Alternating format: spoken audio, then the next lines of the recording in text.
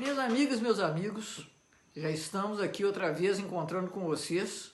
Hoje eu vou confessar a vocês, muito cansado.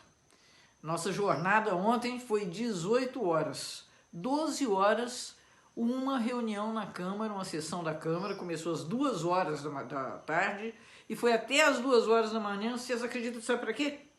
Para tirar os direitos do trabalhador.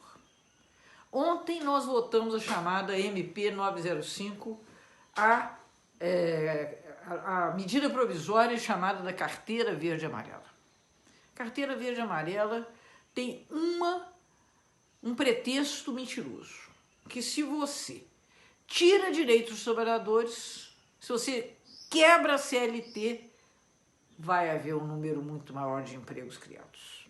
Isso é uma mentira enorme, por duas razões que eu vou dar para vocês. Uma, o período em que houve o menor desemprego da história do Brasil foi no segundo governo da presidenta Dilma Rousseff, em que nós tínhamos um desemprego a 4%, isso é uma taxa histórica. Praticamente nós estávamos em pleno emprego. Tínhamos pleno emprego e a CLT funcionando inteirinha, sem nenhum tipo de restrição. Então não era a CLT que atrapalhava a criação de emprego. Depois, essa MP que nós votamos ontem, ela foi editada em novembro, então tem 4 meses que ela está aí. Onde estão, minhas amigas e meus amigos, os milhares de empregos que foram criados? Então é uma mentira. Então a quem aproveita isso? Aproveita os patrões, aproveita o velho da van, que agora vai poder. 25% dos seus trabalhadores podem ter a carteira verde e amarela. 25% você sabe o que é? É 1 em cada 4. Essa pessoa, ela não vai receber mais o 13º, nem um terço das férias do jeito que a gente recebe. Tá certo? Você vai entrar em férias, tomara que você tenha juntado um dinheirinho, viu? Porque senão você vai ficar igual todos os outros meses. Ah, mas então não recebo mais? Não recebe. Só que distribuído em 12 vezes. Como o próprio Paulo Guedes, o ministro anta da Economia, reconhece, as pessoas que recebem pouco no Brasil não poupam. Ele fala, olha, no Brasil os pobres não poupam, mostrando o quanto que ele é imbecil. Porque sabe por que as pessoas não poupam? Porque não sobra. Então agora você vai botar mais um bocadinho cada mês e vai gastar. Porque os pobres brasileiros, o trabalhador brasileiro, vive da mão para a boca. Então você não vai ter mais aquela gordurinha, aquele dinheirinho que você recebia nas férias ou no 13º, para acertar a sua vida, ou às vezes até para fazer um passeio, quando isso era possível. Esse direito acabou. Além disso, tem uma outra coisa terrível. O acertado do trabalhador com o patrão vale mais do que a lei. É aquilo que o acordado, quer dizer, o combinado, vale mais do que o legislado. Olha, se fosse uma combinação entre iguais, até a gente podia pensar, olha, mas é até melhor mesmo, porque vai flexibilizar.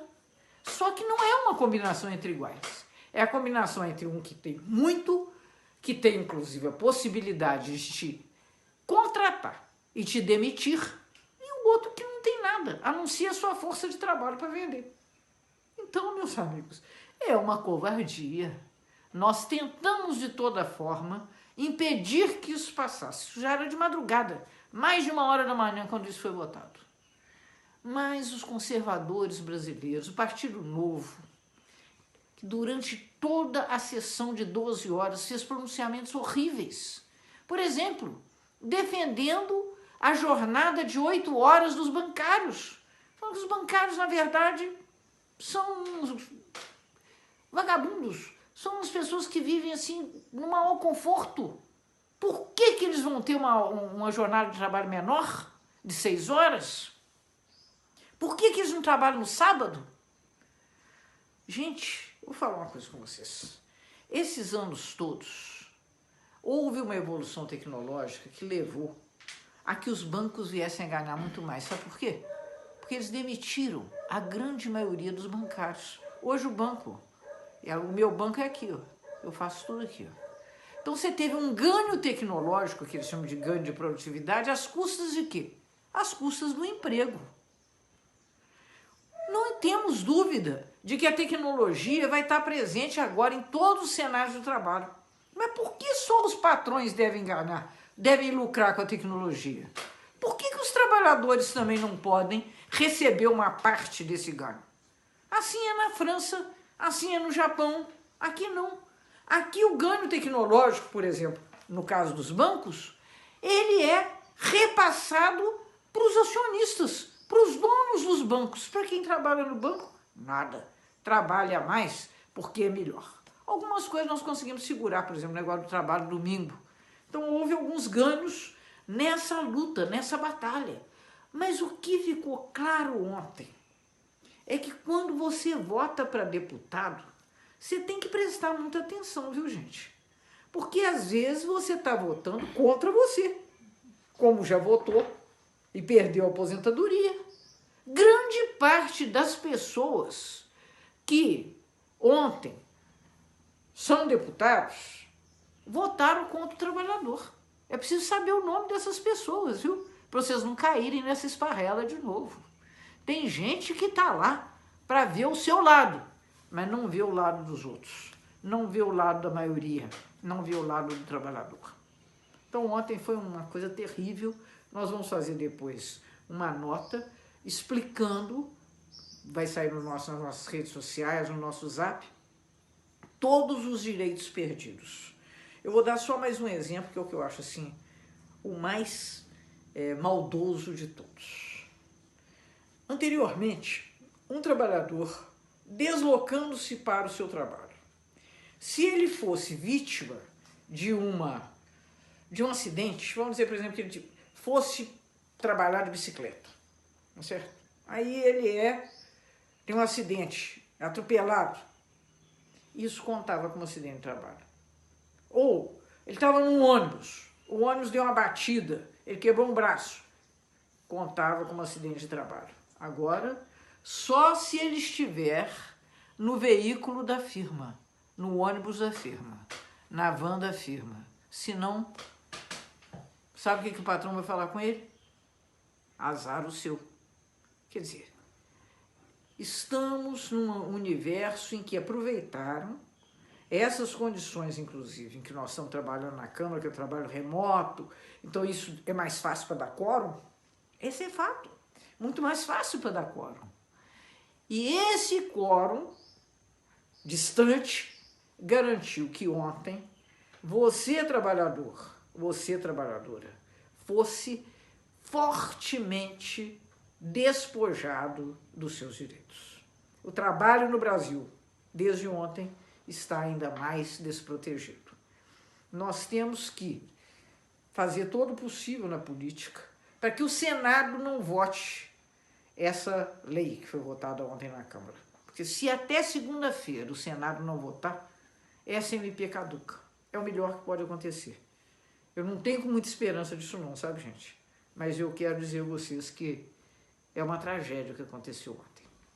É uma tragédia trabalhosa, porque nós lutamos a madrugada, lutamos o dia inteiro, lutamos até a madrugada e conseguimos pouco. Mas, de todo modo, caímos lutando.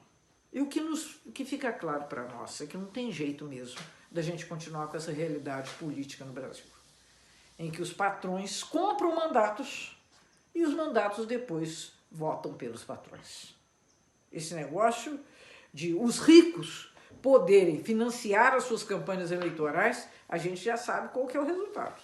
Você já sabe quem é que vai levar na cabeça. Porque nós somos poucos os que defendemos os trabalhadores. A gente pode dizer assim, 1 em cada 5 deputados. É pouco. O PT, o PSOL, o PDT um pouco, que também não votaram inteiros. Até tivemos algumas manifestações horríveis do PDT ontem. PSB votou conosco, a Rede, Partido Verde rachou. O resto votou fechado contra os trabalhadores. Então vocês prestem atenção nisso, porque isso não é uma questão de política partidária, não. Isso é uma questão da sua vida. Falando da sua vida, eu vou passar para um outro assunto, que é um assunto que nos preocupa todo mundo, que é a pandemia. Os números que estão sendo divulgados no Brasil de pessoas infectadas, número de mortes, está tudo muito para baixo, viu, gente? Aqueles números não são verdadeiros, não. Aqueles números são rebaixados. Por quê? Porque nós temos uma quantidade enorme de exames cujos resultados nós não conhecemos. Há um número enorme de mortes por acidentes respiratórios que a pessoa não foi testada, por dificuldades respiratórias, a pessoa não foi testada, então pode ser corona, como pode não ser corona. Aí, há governantes irresponsáveis, o campeão da irresponsabilidade no Brasil, aliás, no mundo. Ele foi agora, conseguiu esse campeonato mundial da irresponsabilidade. Ontem o Washington Post, que é um jornal muito influente nos Estados Unidos, elegeu Jair Bolsonaro como o governante mais irresponsável do mundo. Olha que campeonato que nós não queremos ganhar. Mas há outros responsáveis além dele, o Zema inclusive, que começam a dizer, não é bem assim, vamos relaxar, quem sabe a gente pode dar uma passeadinha. São poucas mortes. Bom, e se uma dessas poucas mortes for a sua? Ou de uma pessoa de quem você gosta muito? Vai doer essa morte, hein? Então o fato não é de serem poucas ou muitas mortes. Os números mundiais mostram que são muitas mortes. Mas o mais grave não é isso, é porque é uma doença contagiosa, gente, é diferente do câncer. É diferente de uma cardiopatia. É uma doença que você pode pegar e pode passar para os outros. Esse é que é o problema. Esse é que é o problema. Então, por isso que a quarentena é necessária. E nós temos que garantir a quarentena. Infelizmente, há situações de muita fragilidade. Eu vou falar uma coisa, por exemplo, que está me preocupando muito, que é a população de rua de Juiz de Fora. Essas estão numa miséria completa. Por quê? Era um pessoal que pedia uma moedinha no sinal, que pedia uma ajuda na porta da padaria. Agora, quando eles são vistos, são tratados como se fossem leprosos. As pessoas fogem deles, porque eles são possíveis vetores de contágio. Então essa gente está na rua, num período que está ficando mais frio, nós todos estamos sentindo o frio chegando. Não tem água para eles lavarem as mãos, tem um lugar, um ponto de água em Juiz de Fora, que é na Praça Antônio Carlos. Então eu queria saber, pessoal de rua, da Zona Sul, de Benfica, deve vir lavar as mãos na rua, na Praça Antônio Carlos, ou nós devemos lutar para que haja um acolhimento para todos? Hoje a população de rua, infelizmente, cresceu muito por conta das condições da pobreza agravada da população brasileira. Eu vou procurar o prefeito e pedir a ele uma atenção especial para isso, porque eles são os mais frágeis. Pode ser uma mortandade, na medida em que uma pessoa passa para outra, as condições de isolamento, sabem vocês que são muito diferentes.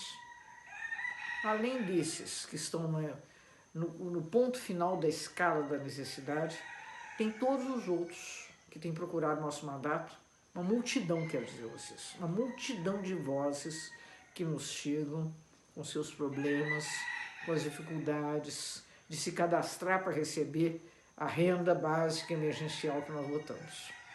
Nós estamos ajudando quanto a gente pode, tanto ajudando as pessoas individualmente, como fazendo gestões no governo para atualizar os cadastros, para facilitar o acesso, independente da pessoa ter ou não ter o seu CPF regularizado. Nós estamos fazendo o que podemos, mas é um momento de muita dificuldade. Então, nesse momento de luta, além de ter fé em Deus, aqueles de nós que acreditamos, eu quero dizer que é necessário saber que não precisa ser assim, que pode ser melhor. Aí a gente tem que saber em quem a gente vota. Você não pode entregar a sua vida nas mãos de quem não merece. É uma coisa importante saber isso, sabe? Isso não é política em termos usuais, não. É a nossa vida mesmo. Eu quero que governantes se importem com a nossa saúde, com a nossa segurança, com a nossa renda, com a nossa condição social. Isso é fundamental. Então, É uma reflexão para fazer hoje que eu estou fazendo, depois de ter passado uma madrugada na luta, uma luta árdua, uma luta dura, contra a crueldade. Contra a crueldade cultivada de uma forma até exuberante, prazerosa, contra os fracos, contra os pobres, contra os trabalhadores. Uma tristeza. De todo modo, cá estamos nós, vamos continuar na luta. Quer dizer que agora, nas próximas lives, eu vou começar a trazer gente aqui de fora da região para conversar conosco, pessoas que relatem as dificuldades que elas estão enfrentando e como é que elas estão fazendo para superar, pessoas que relatem as dificuldades que a cidade está vivendo, a região está vivendo, pessoas que, enfim, como você, que está aí junto comigo, se interessa pelo bem geral. Então, nós vamos ter lives mais movimentadas aqui nos próximos dias. E é necessário que a gente se movimente, porque nós não podemos abrir mão de duas coisas que são as fundamentais para a gente estar na cena pública e na política. A primeira é a indignação, porque você não pode baixar a cabeça e se conformar diante da injustiça e diante da crueldade. E a segunda é a esperança. É a esperança irmã da indignação. As duas juntas podem fazer com que a nossa vida, a vida de todas e de todos, seja melhor. Um grande abraço remoto, porque continuamos no isolamento social, mas um abraço com carinho e que Deus proteja todos nós.